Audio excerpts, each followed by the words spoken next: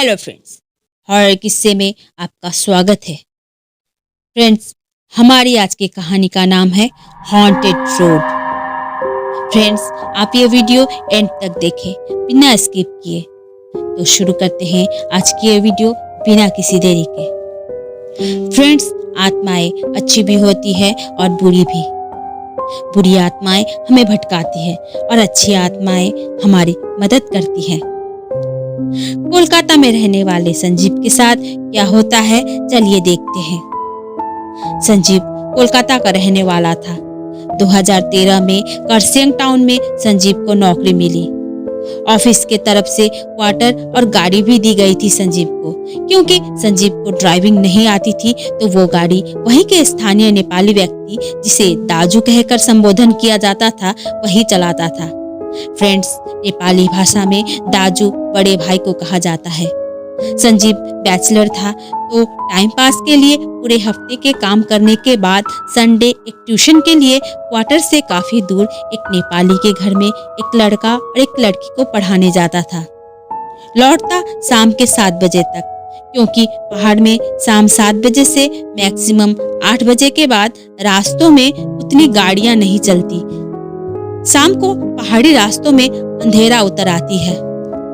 दाजू संजीव को गाड़ी में वहां पहुंचा देते और लौटते वक्त ट्यूशन के घर से निकलकर संजीव दाजू को कॉल करता और दाजू गाड़ी लेकर संजीव को लेने आ जाते।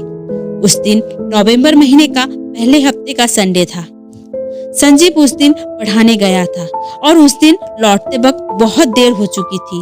पहाड़ी रास्तों में उस वक्त अंधेरा हो चुका था। रास्तों में एक भी गाड़ी नहीं थी, क्योंकि तभी शाम के 7:30 बज चुके थे। स्टूडेंट के घर से निकलकर संजीव देखता है रास्ता एकदम सुनसान है। एक तो लेट हो गई, ऊपर से रास्ते में एक भी इंसान नहीं दिख रहा। संजीव जल्दी से दाजू को फोन करता है। पहले नेटवर्क की प्रॉब्लम होती है, फिर रिंगिंग होने लगती है।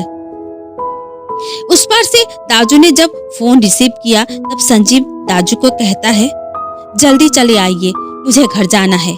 आज थोड़ी देर हो गई और रास्ता बिल्कुल सुनसान है। मैं यहाँ अकेला खड़ा हूँ, तो आप जल्दी आइए। लेकिन संजीव का हर बात सुनने के बाद दाजू ने जो कहा उसे सुनकर संजीव के माथे पे सिकन की रेखा उभर आई। दाजू ने कहा, साहब, मैं आज नहीं आ पाऊंगा क्योंकि मेरी तबीयत थोड़ी खराब है, इसीलिए मैं अभी आग के पास बैठा हूँ। आज जल्दी डिनर करके सो जाऊंगा। साहब, आप प्लीज बुरा मत मानना। आप दूसरी कोई कार रेंट करके चले आइए प्लीज। ये सब बातें सुनने के बाद संजीव के सिर पे जैसे बिजली गिर गई। इतनी रात को गाड़ी कहाँ से मिलेगी मुझे? उस पे पहाड़ी सर्दी, एक इंसान नहीं दिख रहा और गाड़ी तो दूर की बात है। दाजू पे कुछ देर के लिए संजीव को बहुत गुस्सा भी आया, लेकिन कुछ पल बाद ही मानवता के खातिर संजीव को ऐसा लगा, ठीक है, हमेशा तो दाजू मुझे सर्विस देते ही हैं। हो सकता है आज उनकी तबीयत सचमुच खराब है। और कोई उपाय न देखकर संजीव ने मन ही मन तय किया, पैदल चलना शुरू करता हूँ। अगर बीच रास्ते में गाड़ी मिल गई तो चढ़ जाऊंगा, नहीं तो पैदल ही क्वार्टर तक पहुंच जाऊंगा। यही सब सोचकर संजीव चलना शुरू करता है। कुछ देर चलने के बाद अचानक मोबाइल में रिंगटोन बजने लगी। संजीव ने पॉकेट से मोबाइल निकालकर देखा तो दाजू के नंबर से कॉल आ रही है। संजीव ने कॉल रिसीव किया। उस पार से दाजू ने कहा, साहब, आप जहां पर है वहीं पर रुकिए, मैं आ रहा हूँ आपको लेने के लिए। ये बात सुनने के बाद संजीव को जैसे बिन मांगे बरसात हो गई। लेकिन अचानक संजीव को लगा कि मैं कहाँ हूँ वो तो जानना नहीं चाहा दाजू ने। मुझे कैसे रिसीव करेंगे दाजू? फिर संजीव ने सोचा कि हो सकता है दाजू सुनसान खाली रास्ते में गाड़ी चलाकर आ रहे हैं, मुझे देखते ही गाड़ी में चढ़ा लेंगे। यही सब सोचकर संजीव सामने की तरफ देखता है। तभी उसने देखा जानी पहचानी एक लाल रंग की मारुति उसकी तरफ आ रही है। मारुति वैन आते ही संजीव के पास रुक जाती है। कांच के अंदर गौर से देखा, अंदर एक जाना पहचाना इंसान बैठा है, दाजू। दाजू को देखते ही संजीव के चेहरे पर मुस्कान आ जाती है। दरवाजा खोलकर गाड़ी में चढ़ते चढ़ते संजीव कहने लगा, उफ, लकीली आप आ गए, नहीं तो मुझे बहुत बड़ी समस्या का सामना करना पड़ता। संजीव को गाड़ी में चढ़कर चुपचाप बैठने के बाद दाजू ने गाड़ी भगाना शुरू किया। दोनों तरफ अंधेरे के साथ साथ रास्ते एक तरफ खाई भी थी। गाड़ी सामने की तरफ चलना शुरू करती है। संजीव ने देखा बाकी दिनों से दाजू आज कुछ ज्यादा ही चुपचाप गाड़ी चला रहे हैं। संजीव ने सोचा हो सकता है तबीयत ठीक नहीं है दाजू की। उन्होंने फोन पे भी कहा था कि उनकी तबीयत ठीक नहीं है। जो भी हो, तबीयत खराब होने के बावजूद भी दाजू मुझे रिसीव करने आए, यही बहुत बड़ी बात है।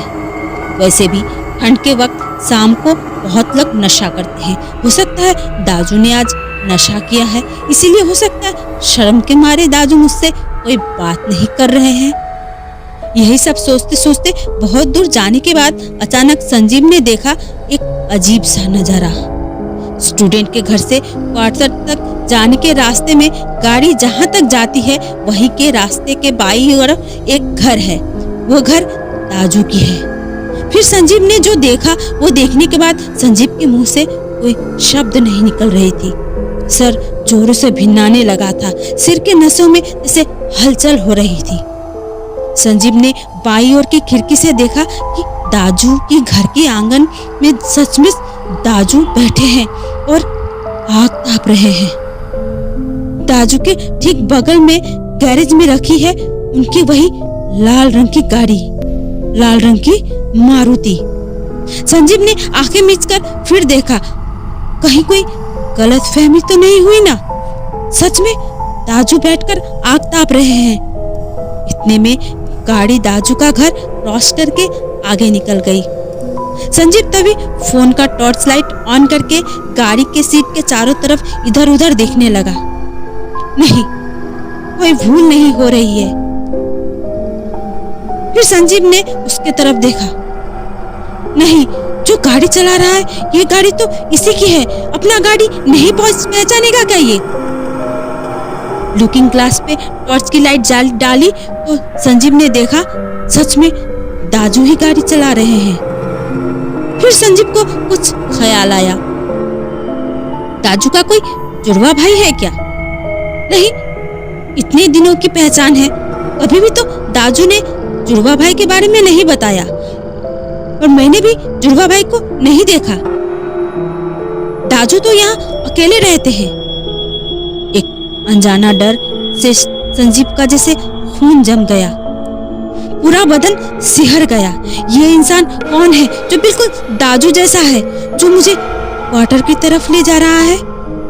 क्या सच में मुझे क्वार्टर ले जाएगा या किसी खाई में? संजीव कुछ समझ नहीं पा रहा था। गले से एक आवाज भी नहीं निकल रही थी। सामने बैठा दाजू जैसा दिखने वाला इंसान कुछ नहीं बोल रहा था। संजीव ने लुकिंग ग्लास में देखा, ये इंसान रहस्य में मुस्कान के साथ गाड़ी चला रहा है। कुछ देर के लिए जैसे समय रुक गया था। ठीक उसी वक्त गाड़ी एक जगह पे आकर रुक गई। संजीव ने देखा गाड़ी बिल्कुल क्वार्टर के सामने रुकी थी। संजीव बिना इधर उधर देखे झटपट गाड़ी का दरवाजा खोलकर बाहर निकल जाता है। गाड़ी से उतरते ही जेब से वॉलेट निकालकर वो हकलाते हुए दाजू को बोला, दाजू आप कितना लेंगे आज? क्योंकि ऑफिशियल काम के अलावा निजी किसी काम के लिए अगर गाड़ी यूज होती तो दाजू को हमेशा एक्स्ट्रा पैसे देने पड़ते थे। लेकिन उस दिन अचानक संजीव को हैरान करते हुए स्टीयरिंग के सामने बैठा इंसान कट कट की आवाज करते हुए संजीव की तरफ सिर बाईं ओर घुमाकर स्पष्ट बांग्ला भाषा में जवाब दिया, डरिए मत भैया, अगर मैंने दाजू का रूप नहीं लिया होता तो आप मेरी गाड़ी में नहीं चढ़ते। मैंने देखा आप सुनसान रास्ते में अकेले मुसीबत में पड़े थे, इसीलिए मैं आपकी मदद के लिए आ गया। ये रास्ता रात के वक्त भयानक हो जाती है, इसीलिए रास्ता रात के वक्त ठीक नहीं है। फिर कभी इतनी रात गए मत लौटिएगा। और ये रुपए मेरे किस काम के? आप घर चले जाइए। ये बात सुनने के बाद संजीव वहाँ 1 मिनट नहीं रुका, सीधे अपने कमरे में आ गया। फिर पॉकेट से मोबाइल निकालकर तुरंत दाजू के नंबर में कॉल करके पूछता है कि दाजू ने उसे रिसीव करने के लिए आए थे या किसी और को अपने मोबाइल देकर भेजा था। सुनकर दाजू ने कहा, क्या साहब, क्या बात कर रहे हैं आप? किसको भेजूं मैं तो कहा था कि मेरी तबीयत ठीक नहीं है, मैं नहीं जा पाऊंगा। और फिर मैंने किसी को नहीं भेजा साहब। और फिर फोन कट गई। संजीव ने देखा उसके मोबाइल में कितने कॉल आए थे। जिस समय वो कॉल आए थे उस समय उसके कॉल लॉग पर कोई नंबर नहीं थी। फ्रेंड्स, पहाड़ी रास्तों पर ऐसी घटनाएं होती रहती है। वैसे भी ये कोई अच्छी स्पिरिट थी जो संजीव की मदद करने आई थी। तो फ्रेंड्स, कैसी लगी हमारी कहानी? अगर पसंद आई तो लाइक कीजिए, शेयर कीजिए और हमारे चैनल को सब्सक्राइब कीजिए। Thank you.